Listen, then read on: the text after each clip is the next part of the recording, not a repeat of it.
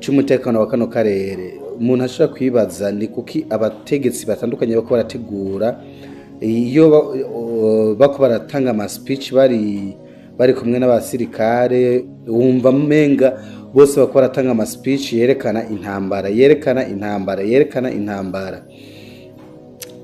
uri kuraba ivyo Ububirigi bwasubiye gukora ni kwegenyeza intambara nta kindi.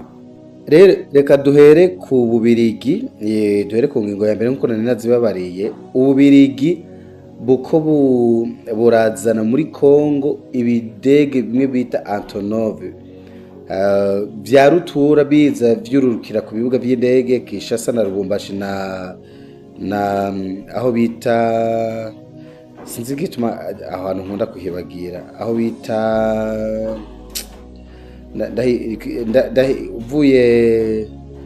uvuye Warikare kuri yo direction ndahibutsa ntababarira. Rero ukabona yuko Ububirigi buko barakora ibishoboka byose kugira intambara isubire gusutama muri Kongo.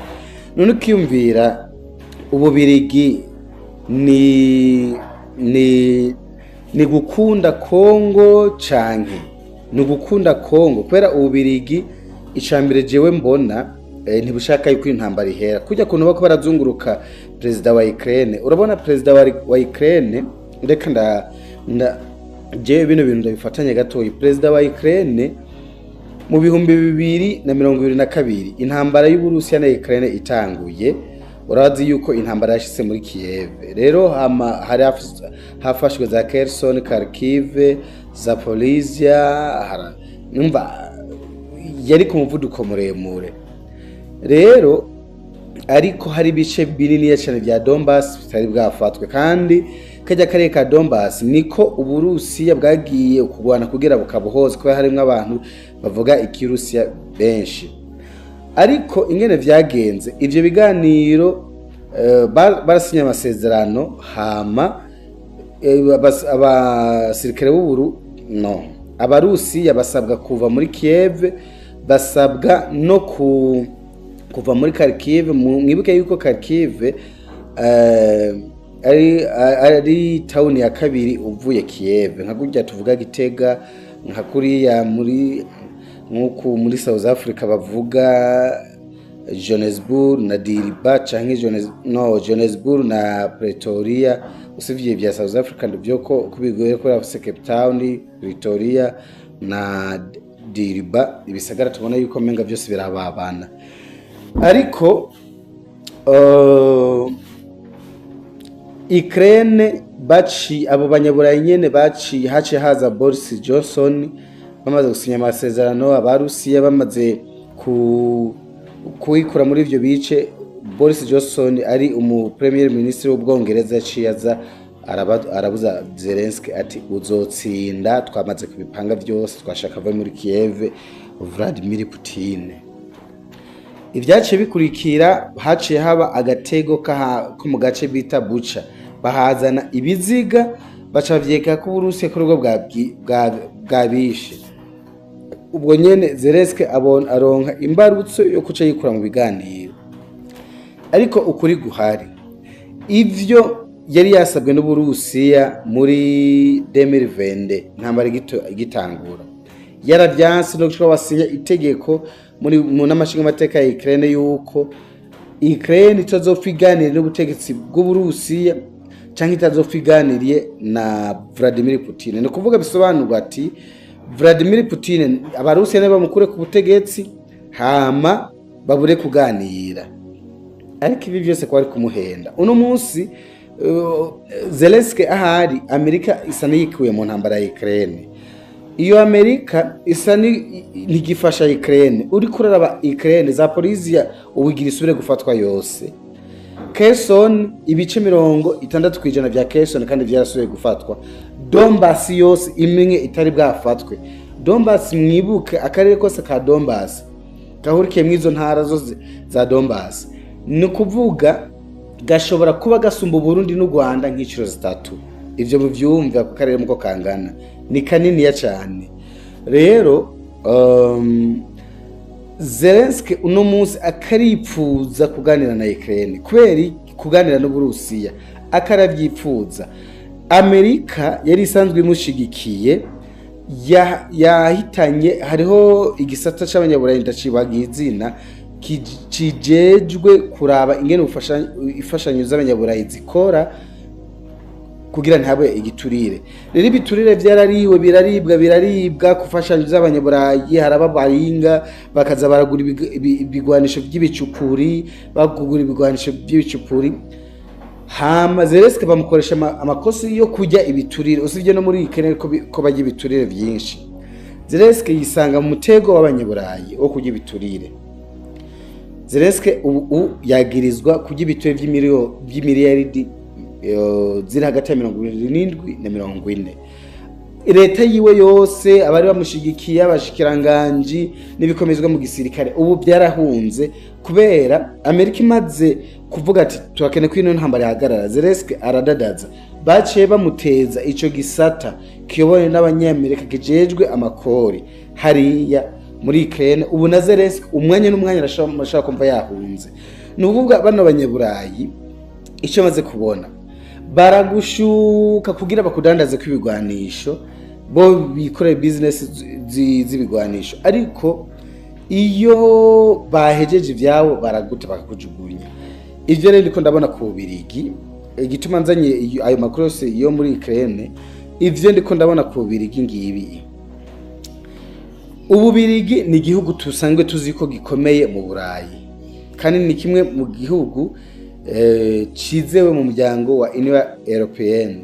Ikindi naco ni igihugu kibitse bombe vya kirimbuzi n'indege zigezweho, nubwo ari vya otani data wanje. Ariko Ububirigi ni igihugu kigwanye n'u Rwanda, Ububirigi bukazana inguvu bufise, technology bufise, n'ibigwanisho bigezweho n'indege zigezweho bufise, arico cyamaze kwisinywa ntambara. Ububirigi ni igihugu conesha u Rwanda gidakozemwo. Reka nsubire kuri South Africa. South Africa nayone iyivuga yuko yasizwe muri Congo, nukuri burya South Africa ntiyatsinzwe, ariko South Africa yikuye mu ntambara. Sikuvuga ngo M23 yaranesheje SADC. M23 mu binyamakuru birazwi yuko SADC yaneshejwe, uko niko ibinyamakuru n'abapodcast bashishimuye inkuru. Ariko turabye ati South Africa ubu ni ntambara ubu binjemo n'u Rwanda. U Rwanda ni gokoramo n'ukuri, sinobabesha. South Africa ni igihugu kiri puissance bya gisirikare, ni igihugu cikorera ama long range bomb, ni kuvuga amabombe akikongera kigakora ama guiding bomb. Muze kubisacinga, guiding bomb ni bombe zirekuye uzitegeka ati muze kugwa iyo target. Bisanze izo bombe zidahari, murashobora no kuzihindurira icerekezo zikiri mu kirere, mukazibuza ati ntimugwe ngaho, tuma mugenda hariya muze gusenya biriya.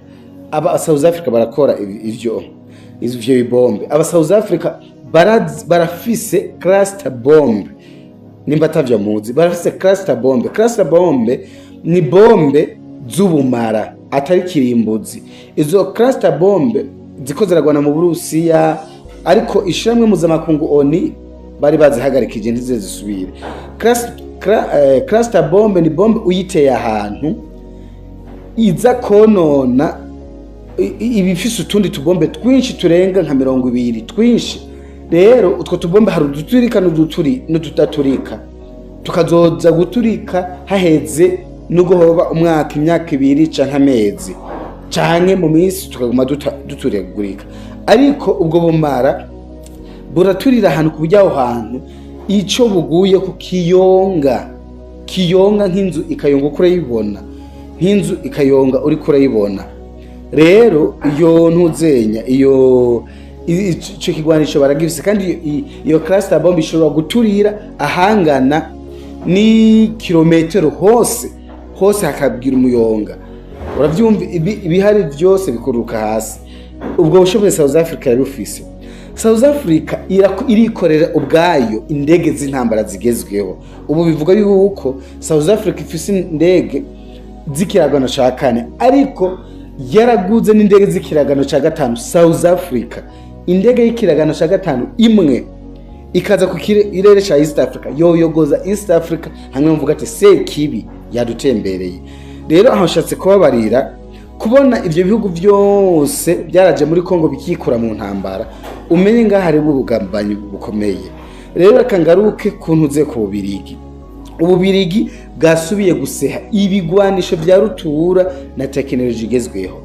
Ubu rero bavuganye n'u Burundi kubera igisirikare cy'u Burundi aho ninjira no muri article y'igisirikare cy'u Burundi nako ntuzenya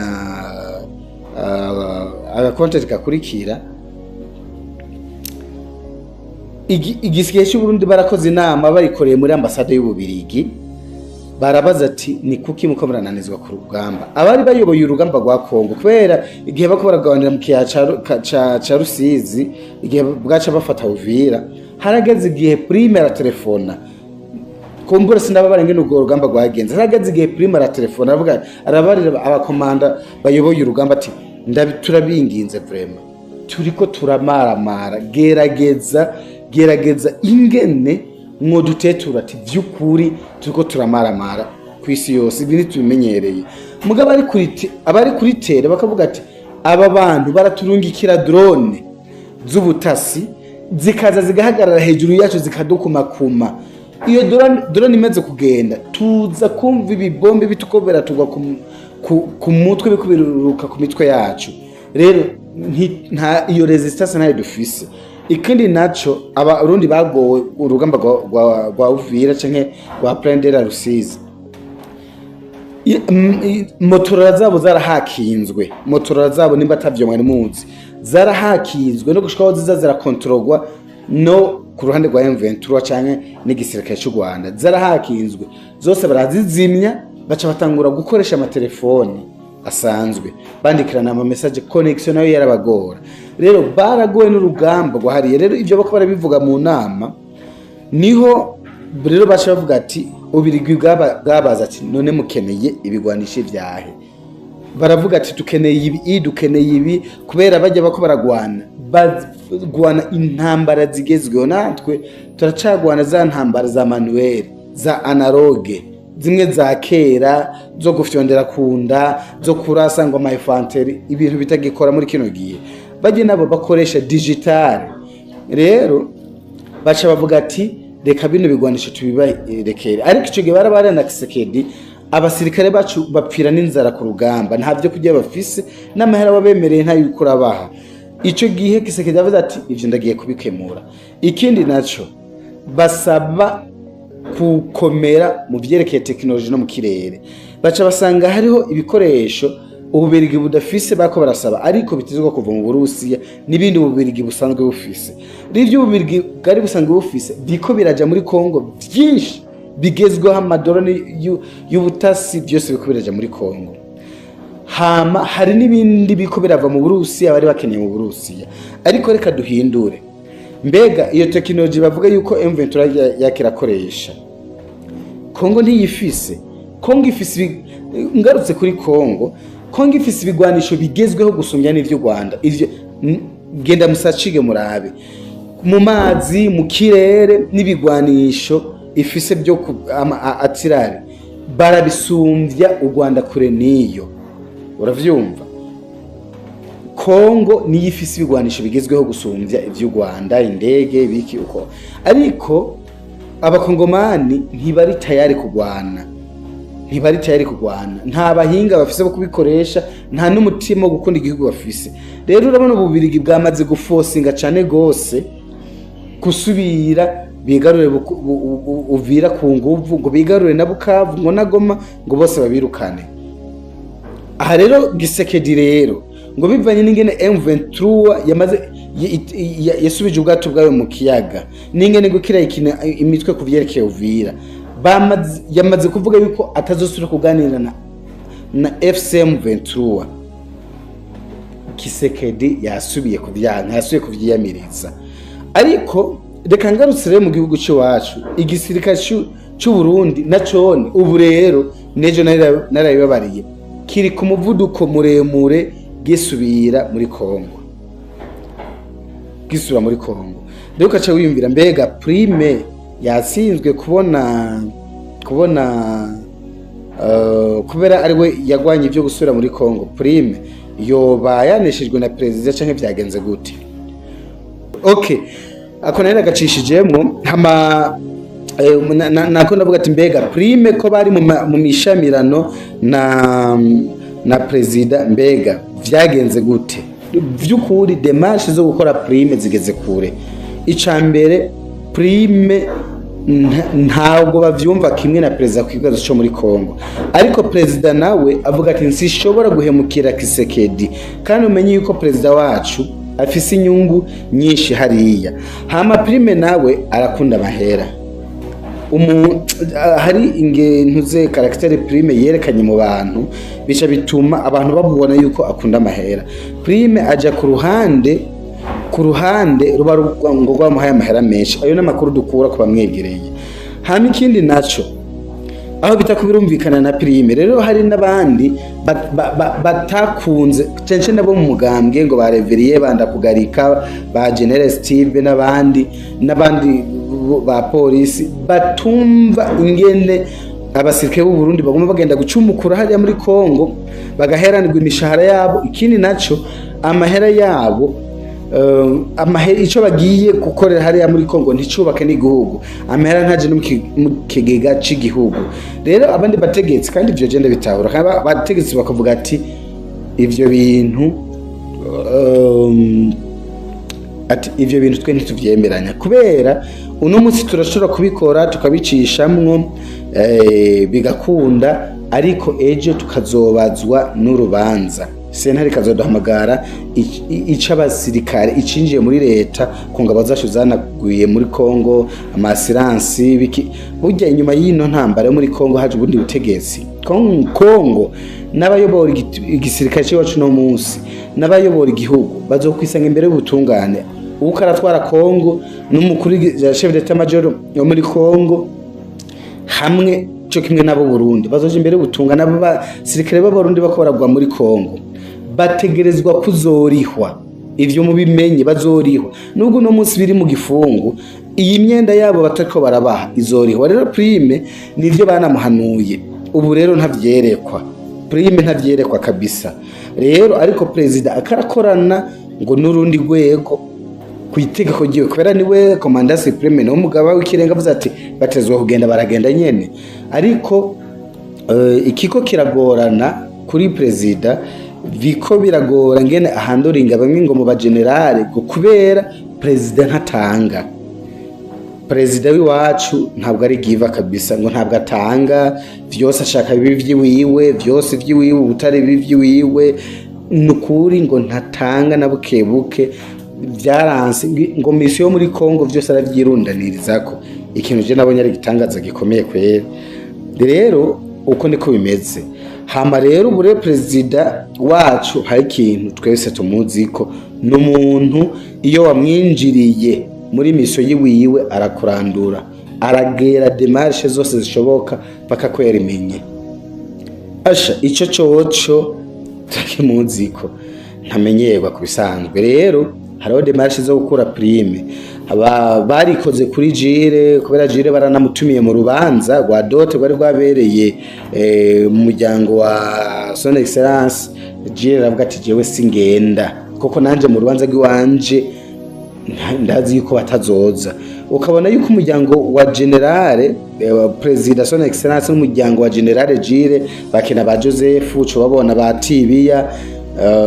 Iyo mvuze Jire ni General Jire, ambassadeur w'u Burundi muri Uganda. Umwe yarajejwe cortege ya Neva ya president wacu. Rero iyo miryango ibiri niyo yatezwe kubitwaye igihugu, ariko uno munsi ntibacana waka na bukebuke, ku buryo bamwe no mu muryango wabajire babarejera ati ntusubire kuza ngo kuraza ngo ufashe president ngo gukura Prime ngo hama ngo yikize na bareveriye, kuko uzosubira kubimufasha nkuko bimufashije kuri Bunyoni, azosubira akumara amazi. Regire yari yankiye yaravyanse, ba Joseph bose ubu ntibacana waka. Hari n'umuhungu wabo twumva bafunze bako baramudendeza kubera bifu, umuhungu w'umushoferi wabita Kadoyi baramufunze kubera bifu zo mu muryango nyene. Ukabona yuko Jire atashaka kubisubiramwo. Kandi rero ayo niyo makuru two turaronka, ari gukuraho prime ni ikintu kiri impossible, ni ikintu kitariko kirashoboka. Reka rero duhereze ku Rwanda. General Mubaraka Muganga nije uyu niwe akuri gisirikare c'u Rwanda. Rero akarakoresha kozeri murare mu gisirikare, yarababarira ati mwitegure. Aranavuga ati, avuga ijambo rihinyitse mugabo twebwe turisobanura uku. Asa n'uwatangarije igisirikare cy'u Rwanda ati mwitegure ibihe bibi igihugu gishobora kwisangamo, kandi mwitegure kugwana ku busugire bw'igihugu, mwitegure. Yameze nk'ubabara ati nibitegurira intambara, nta yindi mahitamwo bafise. Bagenzi ba bino podcast, hariho amakuru two turaronka kandi ngarutse mu karere. Hariho imigwi yindi girivuke y'abagwanyi, hari amasysteme akarakuba muri kano karere, hari ikindi gihugu gishobora kwisanga mu ntambara. Ndasubiye kubivuga, uyu mwaka wa 2026 hari surprise dushaka gusubira kubona mu karere. Mugire umugisha, mugire aho muba mwubahwe. Jewe ndavuga simvura wa mutegetsi we, uno munsi ufise ikirindi. Ganiriza abo mutavuga rumwe, ugurura urubuga rwa politike, kubera aho uri siho wavukiye, aho uri hari abandi, aho uri umenye n'Imana yahagushize. Igihe cyawe ukagikoresha nabi. Aha sindi ko ndavuga no mu president w'u Burundi gusa, oya nukuri je ndiko ndavuga abana ba president biwacu bo mu karere. Aho uri ikibanza ugayikoresha nabi, umwanya wawe ukawukoresha nabi, uzorangiza nabi kandi uzotangara. Umwaka wa 2026 utubikiye amasurprise menshi, kandi muzobisubiza. Kumugire amahoro mwese, murakoze.